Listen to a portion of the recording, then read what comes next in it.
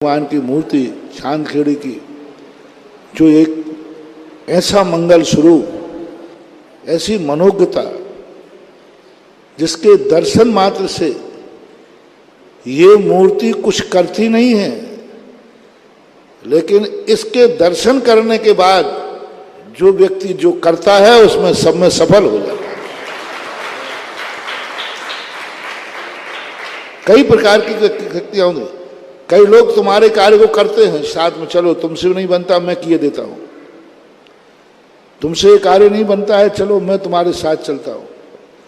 लेकिन ये मूर्ति कुछ नहीं करती, किसी के साथ नहीं जाती, लेकिन जिसको जो कार्य करना है और इस मूर्ति का ध्यान कर ले और यह मूर्ति यदि दर्शन दे दे तो जाओ तुम जो कार्य करोगे उसमें सफलता जरूर मिलेगी, क्योंकि इसकी मुद्रा बड़ी मंगल स्वरूप है। कभी कभी क्या होता है कि व्यक्ति की चेहरा, व्यक्ति की दृष्टि, व्यक्ति का एक ऐसा सौम्य रूप होता है जिसके देखना भी शगुन कहलाता है। इस कार्यक्रम के पुण्यार्चक हैं इंदु जैन, शिखा जैन, वेदांत जैन, मनु जैन, विजय जैन, मोदी नगर निवासी, अमेरिका प्रवासी।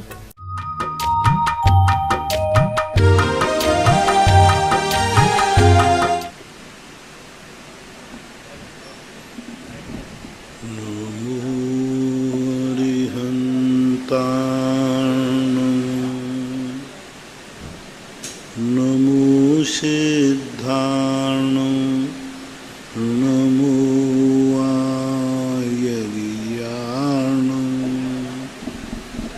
नमो वज्रायाणो,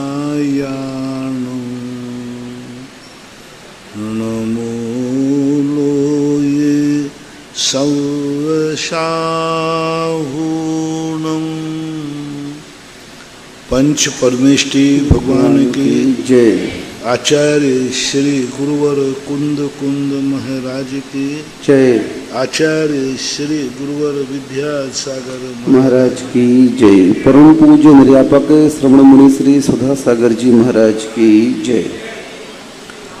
राजू जैन शरणार्थी हमारा पाटन। गुरुवर नमोस्तु। महाराज जी की जिज्ञासा है कि भव और भाव परिवर्तन किसे कहते हैं? भाव परिवर्तन कहलाता है चरल गति के जो जीव हैं उसमें जितने प्रकार के भाव होते हैं उन भावों को क्रम से धारण करना। जैसे नरकों के भव हैं तो प्रथम नरक में, प्रथम पार्ले में, प्रथम बिल में, और वहाँ जितने बार जीव रहते हैं उतने बार वहाँ जन्मना। फिर दूसरे नरक में जितने जीव जिस बिल में रहते हैं उतने बार वहाँ जन्मना।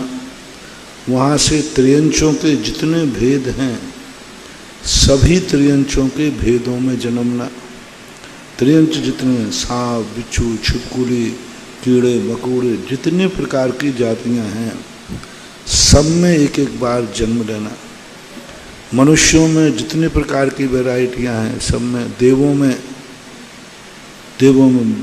में जितने प्रकार के देव हैं, भवनवासी, व्यंतर, ज्योतिर, ये सब में लेने के बाद एक भाव परावर्तन होता है। और भाव परावर्तन परिणामों के ऊपर आश्रित है। एक जघन्य परिणाम से लेकर के उत्कृष्ट परिणाम तक व्यक्ति जितने बार वह परिणामों में जा सके तो उसको भाव परावर्तन कहते हैं। ईना जैन गुड़गांव। गुरुवर नमोस्तु। महाराज जी की जिज्ञासा है कि दिगंबर जैन धर्म में ही ये 16 शुद्धि की बात आती है, अन्य संप्रदायों में, अन्य जो मत हैं उनमें 16 वगैरह की बात नहीं आती है। अभिषेक पूजन और आहारचर्या को लेकर जो 16 आदि वस्त्र पहनते हैं, तो 16 के वस्त्र नहीं पहनते? 16 वस्त्र, हाँ 16 के वस्त्र, शुद्धि के वस्त्र पहनते हैं आहारचर्या में और अभिषेक में। तो महाराज जी ये जैन धर्म में ऐसा क्यों ये विधान बनाया गया, इसका क्या लॉजिक है? मांसाहारी व्यक्ति क्या 16 का पहनेगा? जो स्वयं ही शुद्ध रूप नहीं है उसकी शुद्धि क्या की जाएगी? तो सबसे बड़ी चीज़ है शुद्धि वही होती है जो 16 वर्णी हो, जिनका मन वचन काया शुद्ध हो, 16 का हो। जहाँ शराब मांसाहार आदि की यदि पाबंदी न हो, वहाँ शुद्धि कैसे बनेगी? नहा करके मांस खाएगा तो 16 हो जाएगा? अरे नहा करके मांस छूले तो भी 16 नहीं हो सकता, वो तो खा रहा है। तो जिस प्रकार की जो आचार रूप पद्धति हो, शुद्ध आचार क्रिया जहाँ होती है वहाँ शुद्धि का ध्यान रखा जाता है। अब हम लोग शुद्ध भोजन करते इसलिए चौका शुद्धि का होता है। अब तुम्हारी क्या शुद्धि करें? शुद्ध 16 के कपड़ा पहन करके चाट खाओगे होटल आवे, है ना? अब क्या शुद्धि बनाओ बताओ? 16 में कभी 16 का है, नहा के धोखा बिल्कुल शुद्ध 16 का कपड़ा पहनना, और भोजन कहाँ करोगे? होटल में। अरे कोई मुझे छूना मत, छूना मत, छूना मत भाई, छूना मत। और टेबल पे कपड़ा, अरे कपड़ा हटाओ, मैं 16 का हूँ, जैनी हूँ। खाओगे क्या वहाँ? होटल में खाने वाला व्यक्ति 16 कर सकता है क्या? हो ही नहीं सकता। तो वहाँ पर जब विचार ही 16 के नहीं हैं, जब खान पान ही 16 का नहीं है, हमने आप में घटा दिया ना। आप गृहस्थ लोग बाजार का खाते हैं, होटलों में खाते हैं। अब आपके लिए कोई 16 नहीं है, क्योंकि 16 का बाप तो सबसे मिटाने वाला भोजन है। जो शुद्ध भोजन करते हैं, शुद्ध चर्या करते हैं, उनके लिए शुद्ध 16 का होता है। जैसे मुनिराजों को, त्यागी वृत्तियों को, प्रतिमाधारियों को, ब्रह्मचारी ब्रह्मचारिणियों को, ये शुद्ध खाते हैं इसलिए 16 है। आप लोगों को कोई 16 नहीं है, करते नहीं, आप गृहस्थ में कोई 16 नहीं करता। तो सबसे बड़ी विशेषता है जैन दर्शन का 16 होने का कारण है, जैन दर्शन का आचार 16 का है, विचार 16 का है। इसलिए बाह्य 16, 9 कर्म रूप 16 है। जब सारे कर्म 16 के हैं तो 9 कर्म भी 16 का होना चाहिए। मूल कारण यह है जैन दर्शन के 16 का। स्वामी जैन खानपुर गुरुवर नमोस्तु। महाराज जी, इनकी जिज्ञासा है कि कई बच्चे महाराज जी से नियम ले जाते हैं फास्ट फूड का, और उनकी मम्मी बोलती है कि नहीं नहीं हमारा बच्चा नहीं पाल पाएगा, तो महाराज जी ऐसे में उन माँओं को क्या दोष लगेगा? तो अब उस माँ का दुर्भाग्य है, बल्कि बच्चे को प्रोत्साहन देना चाहिए कि इस नियम का पालन करो। यदि वो रात्रि भोजन छोड़ के आया है तो प्रोत्साहन दो। हाँ, उसको कहो कि चिंता मत करो, तुम छोड़ के आए हो, बहुत अच्छी तरह पल जाएगा, बहुत बढ़िया। तू घबराता क्यों? मैं माँ हूँ ना तेरी, बैठे हूँ, मैं बहुत अच्छे बढ़िया तुझे फल फूल खिलाऊंगी, मावा मिष्ठान खिलाऊंगी, तू छोड़ के आया, बहुत अच्छा किया। ये प्रोत्साहन देना चाहिए। और जो ऐसा प्रोत्साहन नहीं देते, नहीं मेरा बेटा रात में नहीं छोड़ पाएगा, मेरा बेटा, तो ऐसे लोगों के यहाँ कालांतर में म्लेच्छी, दरिद्री, भ्रष्ट बच्चे होते हैं। ऐसे की जब संतान होगी ना, तो वो इतनी भ्रष्ट होगी, इतनी भ्रष्ट होगी कि कुल को कलंकित करने वाली। तुम्हारा जैन कुल है, जैन कुल के आचरण के बिल्कुल विपरीत आचरण करेगा, और फिर वो इसी प्रकार से उल्टे सीधे शादी विवाह करेगा, भ्रष्ट करने वाला आएगा, नीच कुल की करने वाला आएगा, नीच कुल में जाएगा, क्योंकि तुमने अपने बेटे को व्रत और नियम लेने में हतोत्साहित किया था। हतोत्साहित नहीं, प्रोत्साहित करना चाहिए, उसकी अनुकूलता बनाना चाहिए। घर में यदि कोई व्यक्ति नियम ले लेता है तो सारे घर वालों का प्रयास है कि उसको नियम पालन करने में सहयोग करें। रात्रि भोजन त्याग दिया है तो उसकी व्यवस्था करें, पूरा परिवार लग जाए, किसी प्रकार इसका नियम नहीं टूट जाए। टिफिन लेके जाना पड़े, उसको दुकान से घर बना, कैसी पड़े, इसका नियम नहीं टूटना चाहिए। जो इस प्रकार के परिवार की महिला पुरुष अपने परिवार के लोगों को नियम पालन करने में सहयोग करते हैं, करती हैं, उनको एक दिन ऐसे परिवार मिलते हैं, ऐसी संतानें मिलती हैं कि जो इज्जत उन्होंने अपनी जिंदगी में नहीं कमा पाई, वो बेटा इज्जत दिला देगा। शान दिला देगा, इज्जत दिलाएगा बेटा। उनका बेटा ऐसा आचार विचार करेगा कि सब लोग देख के दंग रह जाएंगे। उनका बेटा एक दिन मुनि बन जाएगा, मुनि बनेगा उनका बेटा, और सारी दुनिया में कहेगा क्योंकि इसने पूर्व भव में ये नियम लिया था। कैसे बनते हैं, किन माताओं के बेटे मुनि बनते हैं, किन माताओं के बेटे त्यागवृत्ति बनते हैं। पूर्व भव में उन्होंने अपने बेटे को, संतान को कोई नियम पालन करने में प्रोत्साहन दिया होगा। बेटा डगमगाता होगा तो माँ कहती हो नहीं बेटा डगमगाओगा, मैं बैठी हूँ, तेरा नियम पड़ेगा, तुझे कोई तकलीफ नहीं होने देगी। ऐसा कभी उस संतान के प्रति किया होगा, उसका परिणाम ऐसा मिला कि एक दिन तुम ऐसे मुनियों की माँ बनती हो जो सारे जगत के पूज्य हैं, और लोग तुम्हारा भी नाम लेते हैं, गर्व से उठता है। कई माताएं कहती महाराज मेरा बेटा तो बिल्कुल भ्रष्ट हो गया, जिन कार्यों में हमने कभी नहीं खाया पिया, और इतना दरिद्री है, पता नहीं क्या क्या खाता है। कुछ नहीं, पूर्व भव में तुमने अपने बेटे के नियम को भ्रष्ट किया होगा, नियम को हतोत्साहित किया होगा। इसलिए मेरा यही संदेशा है कि घर में यदि कोई व्यक्ति नियम ले लेता है तो सारे लोग उसका नियम पलवाओ। घर में कोई व्यक्ति दान बोल के आता है तो सारा परिवार उसको उत्साहित करो, सब कहो कोई बात चिंता मत करो, अपन सब मिलकर के देंगे। मान लो कोई परिवार बोल के आ गया, बोली कभी अब तुम्हारी सब वो घबरा रहा है, बोल तो दिया, कई बार होता है ऐसा, बोल तो देते हैं और बाद में कहते अरे अब चुकाऊंगा कैसे, क्या इतनी बड़ी बोली ले ली, अब चुकाऊंगा कैसे। होता है, बहुत बार होता है। अब यहाँ पूरे परिवार की परीक्षा है। अब पूरा परिवार बैठकर, हो सके तो रिश्तेदार बैठ करके, क्यों घबरा रहा है तू, क्या है, बोली लेके आ गया, हाँ बोली ले ली मैंने और मैंने सोचा ही नहीं, चुकाऊंगा कहते, चिंता मत करो अपन सब मिलके चुकाएंगे, अपन सब मिलके चुकाएंगे, चिंता क्यों करता है, तूने बोला हमने बोला, सब एक ही तो हैं, कुटुंबी हैं कि नहीं, परिवार के हैं। यदि तुमने किसी ऐसे परिवार को ऐसा प्रोत्साहित कर दिया, जाओ तुम्हारे यहाँ ऐसे कुटुंबों में जन्म लोगे तुम जाकर के जहां अक्षय निधियों के भंडार होंगे, क्योंकि तुमने बोला एक ने और तुमने कहा तू चिंता क्यों कर रहा, अपन सब चुकाएंगे, सब देंगे, थोड़ा थोड़ा करके देंगे, तो बिल्कुल विकल्प मत छोड़, जो किया अच्छा किया। अब आपका पुण्य अटूट पुण्य हो गया।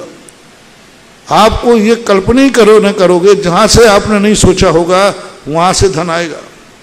ये तीर्थंकर वगैरह के यहाँ रत्न वृष्टि कहाँ से हो जाती है, कौन सा तीव्र पुण्य का उदय है, कैसा पुण्य किया, ऐसे ही पुण्य किया होगा। किसी ने कभी दान बोला होगा शक्ति से बाहर, उन्होंने कहा चिंता मत करो मैं बैठा हूँ। और जो व्यक्ति परिवारों में दान बोल के आते हैं और क्लेश करते हैं, अब तुम ही चुकाना, ध्यान रखना, मैं एक कौड़ी नहीं दूंगा, तुम्हारे हिस्से में देना, भाई भाई लड़ता है, तूने बोला है अब तू चुकाएगा, हम एक कौड़ी भी नहीं देंगे।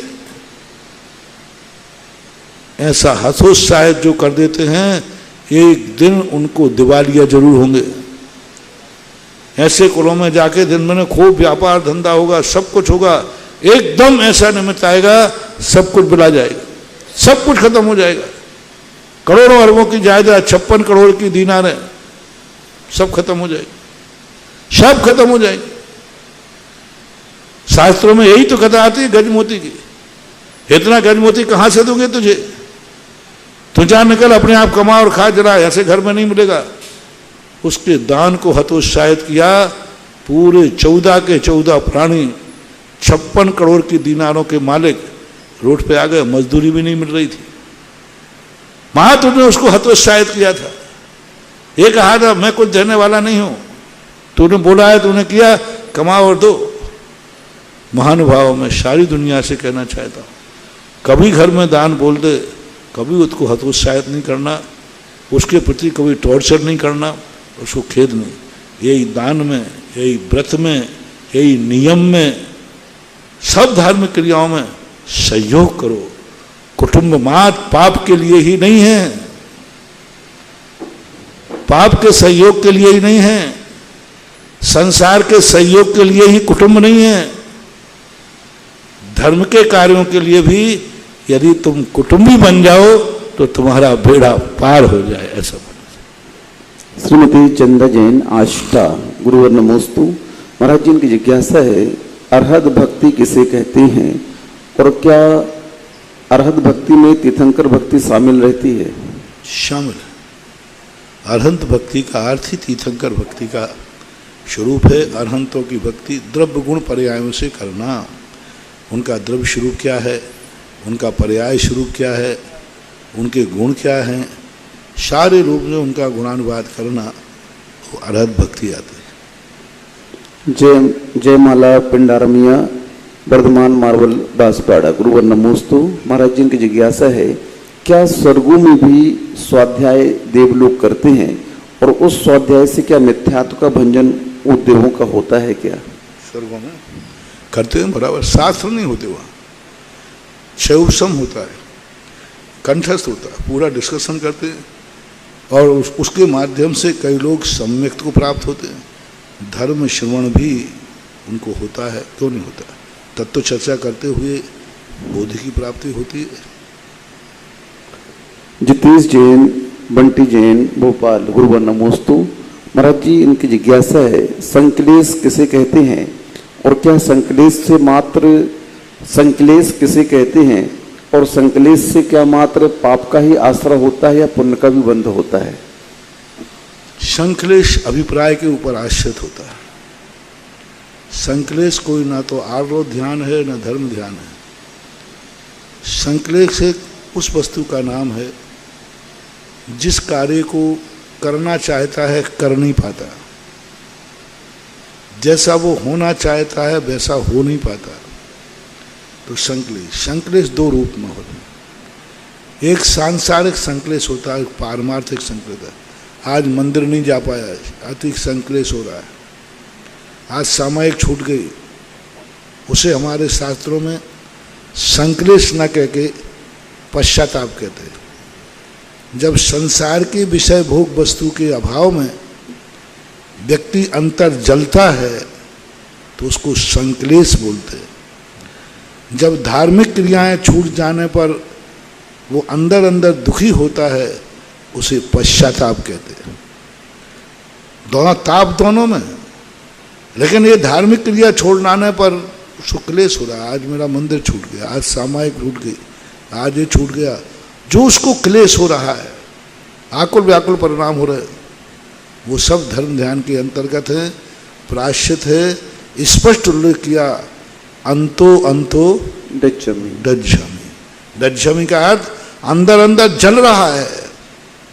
पश्चाताप की अग्नि शब्द का प्रयोग किया, पश्चाताप की अग्नि में जल रहा है, ऐसा मुमुक्षु तपस्वी प्रायश्चित तप का धारण करने वाला। और वही व्यक्ति यदि संसार को लेकर के जल रहा है तो वह संक्लेश है, आर्त ध्यान।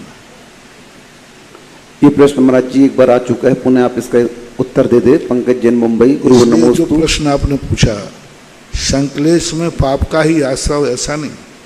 यदि संक्लेश पश्चाताप के रूप में है तो नियम से पुण्य का ही आश्रय है। यदि संक्लेश भाव से संसारिक का है तो पाप का आश्रय आया है। तीर्थंकर आदि प्रकृति के लिए भी संक्लेश शब्द का प्रयोग किया। वहाँ क्या भाव आता है? जगत कल्याण का। मैं कैसे क्या करूं, सबको सम्यक दृष्टि बना दो। ऐसा क्या करूं भगवान, सबको आपके दर्शन करा दो। ऐसा मैं क्या करूं जो आनंद मुझे आया है सबको आनंद आ जाए। ऐसा मैं क्या करूं कि सब सत्य को समझ जाएं, सब वृत्ति हो जाए, सब पाप को छोड़ दे। मैं क्या करूं? ऐसा तीव्र संक्लेश जगत कल्याण का आता है तो वहाँ महान पुण्य प्रकृति, तीर्थंकर प्रकृति का बंध हो जाता है। पंकज जैन, मुंबई, गुरुवर नमोस्तु। महाराज जी, इनका प्रश्न है कि इस बार पर्युषण पर्व चतुर्थी से प्रारंभ हो रहे हैं और पंचमेरु के जो उपवास करते हैं वो पंचमी को करें कि चतुर्थी करें? यदि मेरु आदि के तुम्हारे उपकार हैं, उपकार तो पंचमी से ही शुरू होंगे, क्योंकि आगे जाकर के 12 के बाद कोई तिथि एक है। कौन? 12-13 घटती है तो आपके 5 मेरु के तुम निकल ही जाएंगे उसमें। इसलिए पंच मेरु वारों के लिए कोई विकल्प करने की जरूरत नहीं, वो पंचमी से ही करें। कोई पंचमी तिथि का करता है तो भी पंचमी को ही करें। ये तो चतुर्थी से होने का मूल कारण है कि 1213 तिथि इकट्ठी हो जाएगी तो 9 दिन के न करके अपन 10 दिन के कर लें, 11 दिन के कर लें। यानी जैनी की विशेषता देखो बहुत बड़ी है।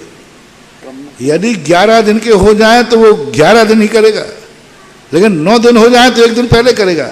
ये कहलाता है अति उत्साह है। कैसा अपने पूर्वजों ने क्या नियम बनाया, 10 दिन के ही धर्म होते हैं और 2 तिथि हो जाए तो कहते नहीं 2 करूंगा, कम तो नहीं करूंगा। समाप्त तो 14 को ही होगा, लेकिन बीच में तिथि टूट जाए तो 1 दिन पहले शुरू कर देगा। ये धर्म का अति उत्साह कहलाता है, ऐसा मन। सीलचंद जैन अनौरा वाले ललितपुर, गुरुवन नमोस्तु। महाराज जी, इनका कहना है कि कुछ विद्वान इनसे कह रहे हैं कि ज़्यादा मंदिर और मूर्तियां नहीं बनवानी चाहिए, कालांतर में कोई इन्हें पूजने वाला भी नहीं बचेगा। तो ऐसा सोचना महाराज जी? हम कालांतर की क्यों सोच रहे हैं? मैंने कहा ना, मैं मूर्ति बनवा ही नहीं रहा हूं। मैं तो दातारों का पैसा पाप में न जाके पुण्य में लगे उनका कल्याण कर रहा हूं। मुझे लेना देना क्या है? भगवान की कल पूजा होगी। अरे कल का यदि कोई सोचते ना तो कल तुम मर जाओगे। आज दुकान काय को खोल रहे हो, काय को इतनी एफडी मेहनत कर रहे हो सब, कल का क्या भरोसा है? आज तुमने इतना बड़ा मकान बना लिया, इतनी जायदाद जोड़ रहे, इतना व्यापार कर रहे, तो तुमने सोचा नहीं कि कल कोई मैं बचूंगा या मरूंगा? कभी उस समय उस वहां नहीं सोचते आप कि मैं इतना बड़ा मकान बना रहा हूं, इतना धन कमा रहा हूं, कल मैं बचूंगा या नहीं बचूंगा, मेरा परिवार भी बचेगा कि नहीं बचेगा, तो फिर इसका क्या होगा? ये सब संभावनाओं पर विचार नहीं किया जाता। वर्तमान पोजीशन क्या है, वर्तमान पोजीशन क्या है, बस इसी आधार पर भविष्य की नींव खड़ी रहती है। भविष्य के निर्णय की तरफ जाओगे तो तुम एक दिन भी जिंदा नहीं रह पाओगे, चाहे मुनिराज हो चाहे कोई हो। वर्तमान पोजीशन देखी जाती है कि वर्तमान में क्या है। अभी धर्म है। आज देखो, यदि पहले के लोग ऐसा सोच लेते तो ये जमीन में से भूगर्भ से भगवान नहीं मिलते, ध्यान रखना। यदि पहले से ऐसे लोग सोच लेते तो हमें चांदखेड़ी के आदि ना आए तो चंद्रपुर भगवान नहीं मिलते। 500 साल से बताओ उन्होंने सोचते थे क्या पता कल कोई यहाँ पूजा करेगा कि नहीं करेगा, और हुआ भी ऐसा। हुआ भी चांदखेड़ी में एक दिन वो था जहां यहाँ पूजा और अभिषेक भी नहीं होते थे, कुछ नहीं होता था। ऐसे दिन भी आए थे, हुए भी। और आज देखो लाइन लगा के लग रहे हैं। एक दिन वो था जो भगवान को एक बूंद अभिषेक नहीं, जल नहीं ढालते थे कोई, और आज वो है कि लाखों रुपया देकर लोग लाइन लगाकर अभिषेक कर रहे हैं। तो ये तो संसार का उतार चढ़ाव है, तुम इसकी चिंता मत करो। आज उन लोगों ने देखो किस आशा पर जमीन के अंदर मूर्तियां रख गए, किस आशा पर रखी होंगी। उन्होंने तो ये तो कल्पना कर ही ली थी कि अब ये देश तो उजड़ चुका है, कौन बसेगा, कौन यहाँ आएगा, कौन रहेगा। कौन सी आशा थी जो उन्होंने जमीन में मूर्तियां गाड़ दी। नारिणी का जब समोषण मिला, इन कौन मूर्तियों को ऐसे व्यवस्थित ढंग से रखा, किस आशा पर, किस विश्वास पर। बीनागंज है अभी यहाँ पर गुना के पास में, ऐसी मूर्तियां निकली वहां पर चाडोरा के अंदर, किस आशा पर रखी थी। तुम्हारे जैसा मूर्ख होता ना तो कहता भैया कौन पूजने वाला है इनको, हम ही मर रहे हैं तो भगवान को कौन बचाए, हम ही को मरना है तो भगवान को कौन बचाए। कैसे लोग थे, वो कहते स्वयं मर रहा हूं लेकिन भगवान बचना चाहिए। मर गए वो, उनको मन, वो मर गए सारे। जितने लोगों ने मूर्तियां नीचे रखी भाग नहीं पाए, मरण को प्राप्त हो गए, लेकिन उनके मन में था हम भली मर जाएं तो मर जाएं लेकिन भगवान बचना चाहिए। यदि वो सोचते कल कौन पूछेगा इनको, कौन पूछेगा इनको, तो आज बोलो कितना बड़ी हानि हो जाती। कौन पूछेगा इनको, आज इतने बड़े, क्यों इतना छोटा सोच करते हो। ये सोच यदि संसार के कार्यों में करो तो बहुत बड़ा बेबड़ा पार हो जाए। आज से गाड़ी में नहीं बैठना, एक्सीडेंट हो जाए तो हाँ, गाड़ी में नहीं हु तत्ता है। हाँ, कई लोग गाड़ी में बैठे हुए लौट के नहीं आए, ऐसा हुआ है कि नहीं? अपन को गाड़ी में नहीं बैठना, शादी ब्याह नहीं करना बच्चों के, हु तत्ता है। बिटिया की शादी की और कुंवर साहब मर गए तो विधवा हो जाएगी।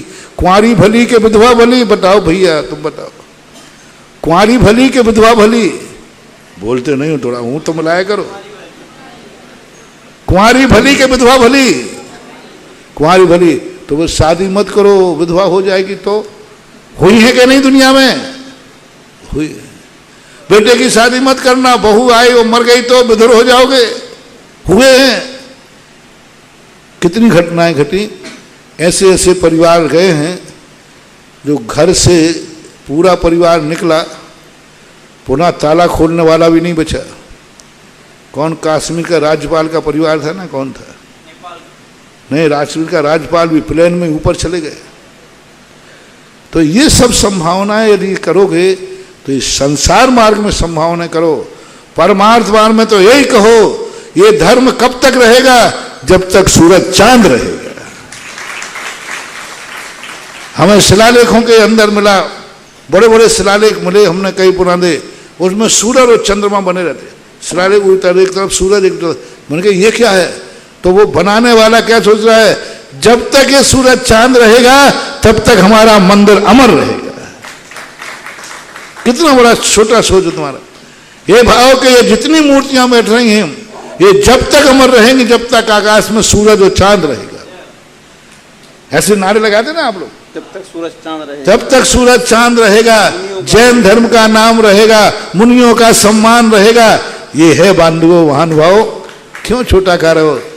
ये ध्यान रखना, जो ऐसा भाव कर रहा है तो मंदिरों की तो पूजा होती रहेगी, लेकिन तेरी ऐसी दुर्दशा होगी कि कोई तुझे पूछने वाला नहीं मिलेगा, क्योंकि तेरा सोच ही ऐसा है।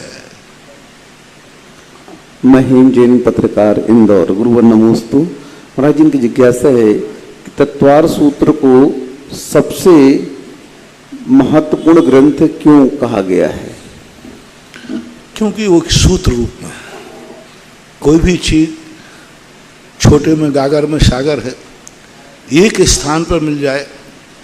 आप लोग बाजार में जाते हैं मार्केट में और 10 सामान खरीदना है, 10 दुकानों पर जाना पड़ेगा, और पूरा सामान एक दुकान पर मिल जाए तो आप किसे पसंद करेंगे?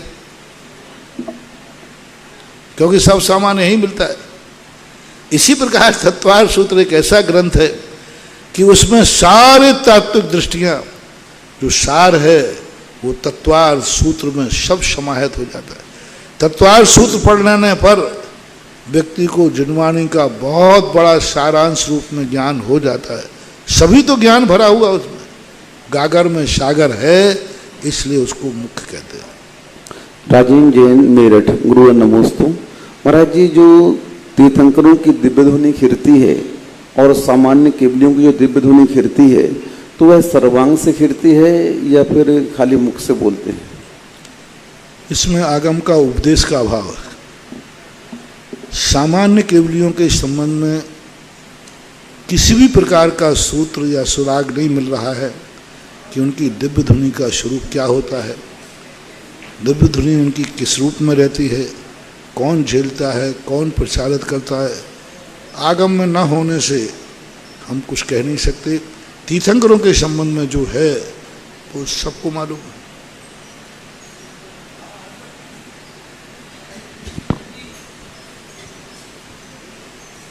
भगवान महावीर की अहिंसा धर्म को जन जन तक पहुंचाने, अपनी देशना के माध्यम से जन जन तक पहुंचाने वाले जगत पूज्य निर्यापक श्रमण मुनि पुंगव 108 के श्री सुधा सागर जी महाराज के पवित्र पावन चरणों में चांदखेड़ी तीर्थ कमेटी एवं जिनवाणी चैनल, सुधा कलश चैनल एवं पारस चैनल के माध्यम से देश विदेश में लाखों की तादाद में देख रहे भक्तों की ओर से पूज्य महाराज जी के श्री चरणों में त्रिकाल बार नमोस्तु नमोस्तु नमोस्तु। जिनवाणी चैनल जिनवाणी बोलते हैं। प्रथम जिज्ञासा के लिए सलील जी बढ़िया इंदौर आए और अपनी जिज्ञासा पूज्य महाराज श्री के श्री चरणों में निवेदन करें। महाराज जी के चरणों में त्रिवार नमोस्तु नमोस्तु नमोस्तु।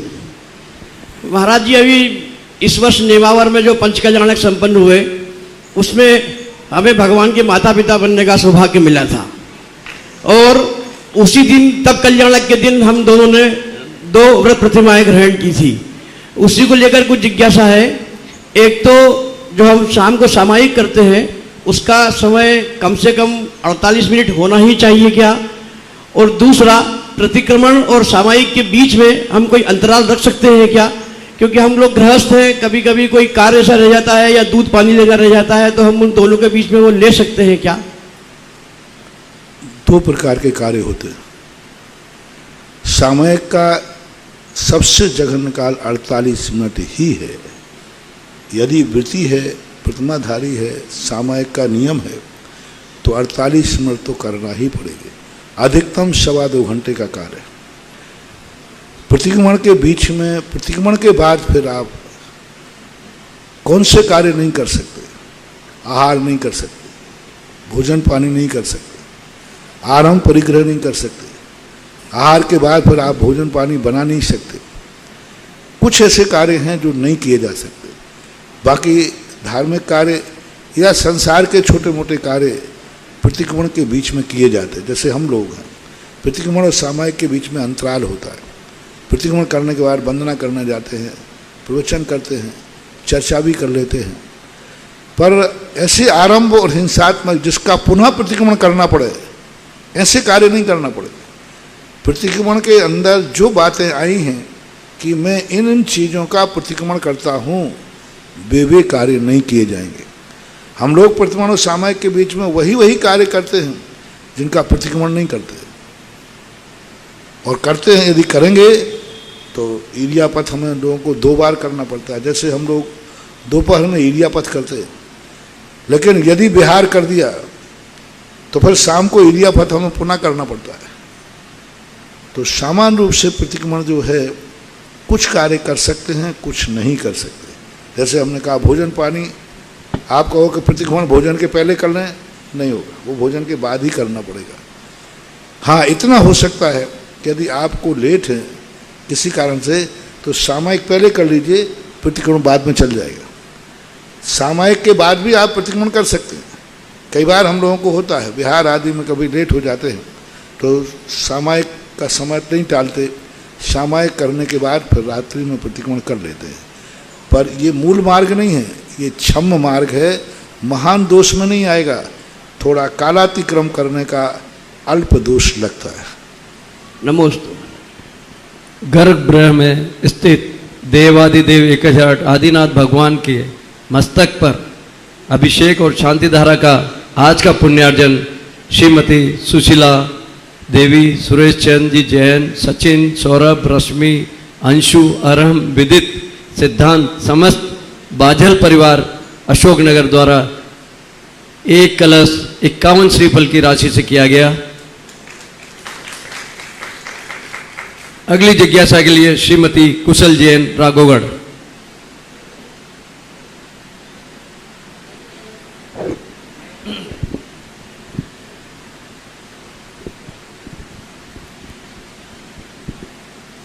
महाराज जी के चरणों में मेरे परिवार, मेरे मायके परिवार और मेरी बेटी के परिवार से बारंबार नमोस्तु नमोस्तु नमोस्तु। महाराज जी, मेरी जिज्ञासा है, कल महाराज जी हम लोग दर्शन करने आए थे आपके और बाबा के, और भैया जी ने हमसे बोला भक्तांबर, असीमकालीन भक्तांबर में नाम लिखवा दो, और हमारा मन नहीं बना। फिर इसके बाद हम घर पहुंच गए और रात में मेरे बेटे को स्वप्न में आचार्य श्री ने बोला कि आप भक्तांबर करो, और हमारा मन ऐसा हुआ। सुबह मेरे बेटे ने बोला मम्मी मेरे को ऐसा सपना आया है कि आचार्य श्री ने बोला है कि आप अपन नाम लिखवा दें। तो महाराज जी मेरी जिज्ञासा है, महाराज जी आपका चमत्कार समझे या बाबा का चमत्कार, महाराज जी समाधान कीजिए। सबसे बड़ा तो आचार्य श्री का आशीर्वाद। नमोस्तु महाराज जी, नमोस्तु नमोस्तु। तुम्हारे लिए स्वप्न में प्रेरणा देकर के शुभ कार्य के लिए कहा। नमोस्तु महाराज। जब भी कोई कार्य होता है, कुछ कार्य ऐसे होते हैं, कोई भी, मैं सदा कहता हूँ, जब कोई व्यक्ति आपको धर्म की कहे तो समझ लेना चाहिए कोई ना कोई शुभ संकेत है। नमोस्तु महाराज जी। कोई ना कोई शुभ संकेत होता है, कोई ना कोई शुभ होने वाला होता है, तभी कोई कहता है, नहीं तो कहते कहते भी व्यक्ति रुक जाता है।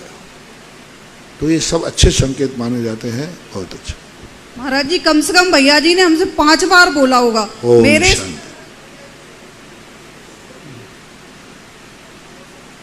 श्री अभिषेक जैन भोपाल अपनी जिज्ञासा प्रस्तुत करें।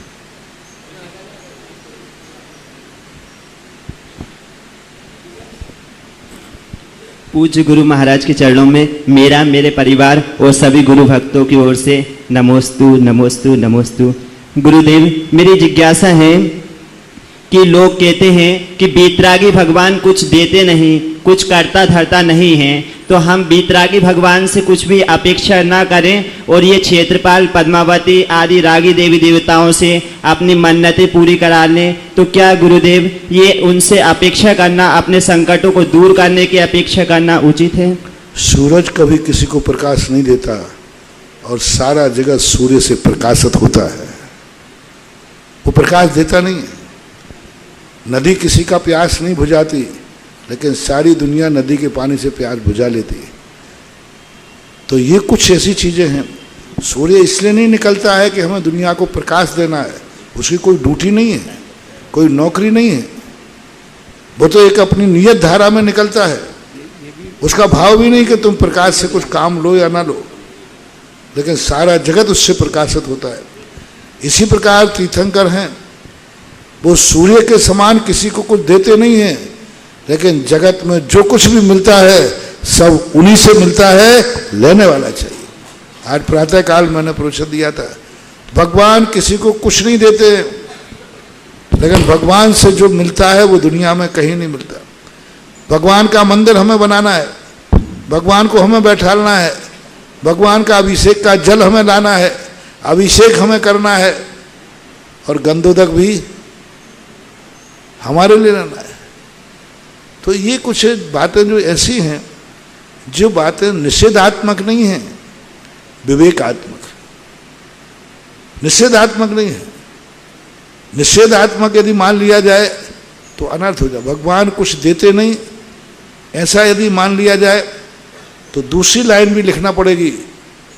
भगवान कुछ देते नहीं, ये एक लाइन है, भगवान के बिना कुछ मिलता नहीं, ये दूसरी लाइन है। जब मैं गुजरात गया तो एक मंदिर में लिखा था, धर्म क्रिया न थी। मैंने प्रवचन में दिया कि मैंने कहा ये लाइन गलत लिखी है, ठीक नहीं है। तो उन्होंने कहा महाराज जी ये लाइन मिट नहीं सकती, क्योंकि जिन लोगों ने लिखा है वो पावरफुल है। मैंने कहा मिटाने का तो मैंने कहा ही नहीं, मिटाने तो कहा ही नहीं। एक बार बादशाह ने बीरबल से कहा, मैंने एक लाइन खींच दी, बिना मिटाए बिना छुए इसको छोटी करो। उन्होंने कहा साहब इतना सा काम है। बोले ध्यान रखना मेरी इस लाइन को छूना नहीं। बोले नहीं छूंगा। उसके नीचे बड़ी लाइन खींच दी, छोटी हो गई।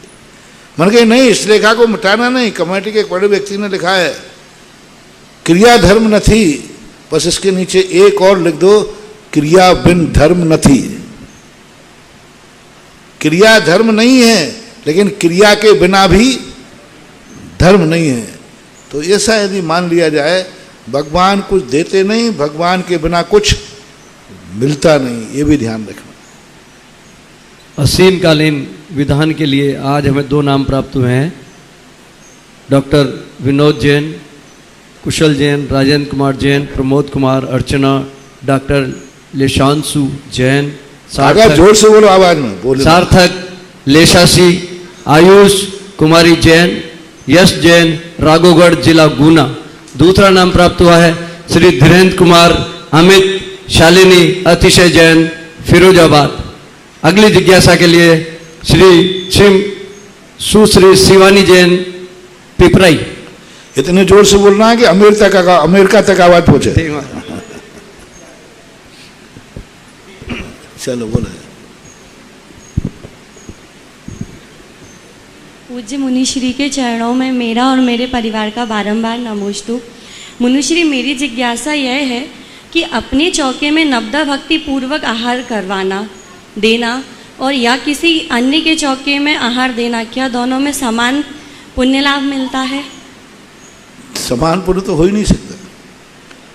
अपने घर के कार्य करना और दूसरे की दुकान पर जाके बैठ के चलाना, कितना लाभ मिला? वहाँ से कमीशन मिलेगा, यहाँ तो पूरा माल मिलेगा। अपनी दुकान पर बैठ करके यदि माल बेचोगे तो पूरा का पूरा मुनाफा तुम्हारा है, और दूसरे की दुकान पर दूसरे का माल बेचोगे तो वो थोड़ा कमीशन दे देगा, माल पूरा थोड़ी प्रॉफिट देगा। दूसरे का उधार लेकर माल बेचने में कमीशन मिलता है, और स्वयं की दुकान खरीद के स्वयं का माल बेचने पूरा प्रॉफिट मिलता है। दूसरे के चौके में जाने के कोई भी विशेष लाभ नहीं है।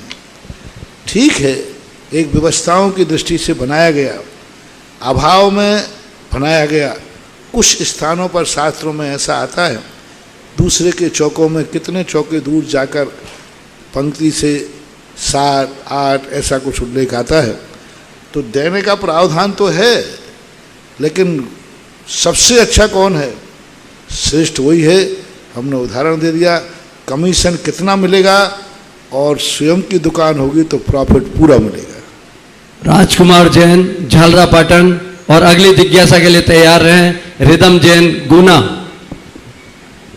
नमोस्तु गुरुवर, नमोस्तु नमोस्तु। महाराज जी, पूजन के अष्टद्रव्य में बहुत से क्षेत्रों में जो थाली बनाई जाती है अष्टद्रव्य की, उसके पहले अभिषेक का पानी कुएं से लाया जाता है, जीवाणी की जाती है, और उस पानी को दूसरे दिन गर्म करके फिर अभिषेक के में काम ले लिया जाता है। ये कहाँ तक उचित है? और दूसरा, जो अष्टद्रव्य की थाली बहुत सी जो अछूती रह जाती है, उसके भी बादाम लौंग वगैरह दूसरे दिन काम में ले लेते हैं, तो ये उचित है या अनुचित है? पहले पानी के संबंध में, कच्चा पानी 2 दिन 3 दिन 4 दिन तक चल सकता है, जब तक उसमें गंध ना, दुर्गंध ना आवे। क्योंकि टाँके में भी तो रखा हुआ पानी है, टंकी में रखा हुआ तो पानी है। टाँके में कोई नई झील तो आ नहीं रही, स्टोर को पानी किया है। एक पानी की टंकी में भी त्यागी वृत्ति अपना बरसात का पानी रख लेते हैं और पूरा काम चलाते हैं।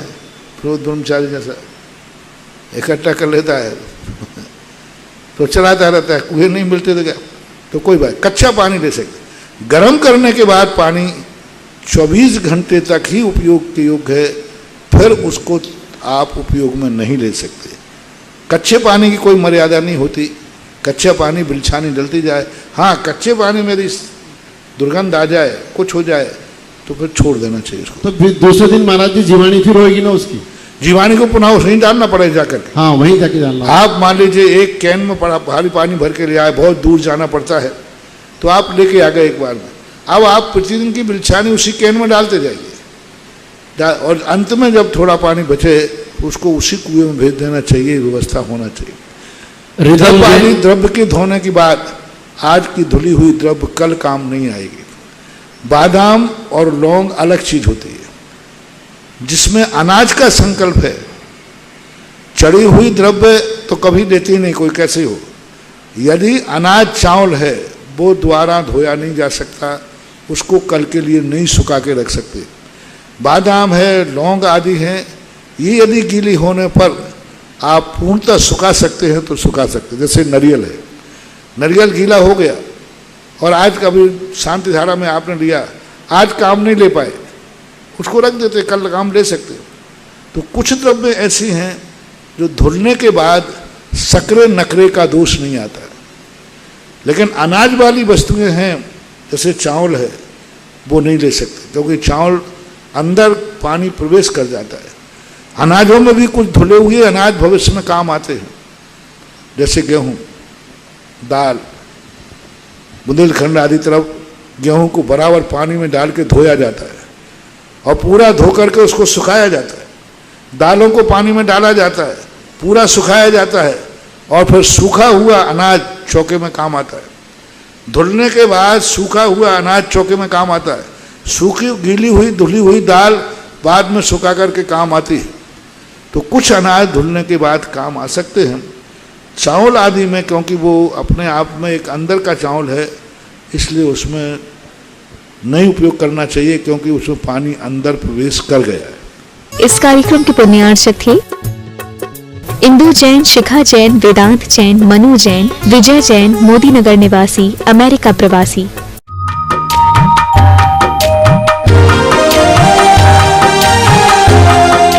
कि आदिनाथ भगवान की मूर्ति चांदखेड़ी की, जो एक ऐसा मंगल स्वरूप, ऐसी मनोज्ञता, जिसके दर्शन मात्र से ये मूर्ति कुछ करती नहीं है, लेकिन इसके दर्शन करने के बाद जो व्यक्ति जो करता है उसमें सब में सफल हो जाता है।